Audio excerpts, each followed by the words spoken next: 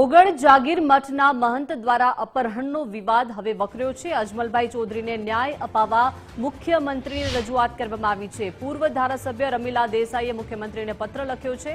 સમગ્ર ઘટનાની ન્યાયિક તપાસ માટે મુખ્યમંત્રીને રજૂઆત કરવામાં આવી છે। મહંત બળદેવગીરી ષડયંત્રના મુખ્ય કાવતરાખોર હોવાનો આક્ષેપ કરવામાં આવ્યો છે। પોલીસે ફરિયાદમાં બળદેવગીરીનું નામ લખ્યું હોવાનો પણ આક્ષેપ છે। થરા પોલીસ ભેદભાવ રાખી કાર્યવાહી કરતી હોવાના આક્ષેપ છે।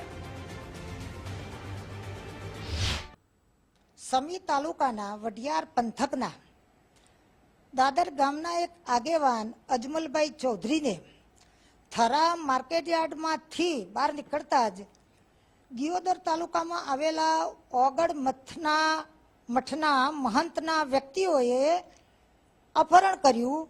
ગાડીમાં મઠમાં લઈ ગયા, એમને મારવામાં આવ્યા, નિર્વસ્ત્ર કરવામાં આવ્યા।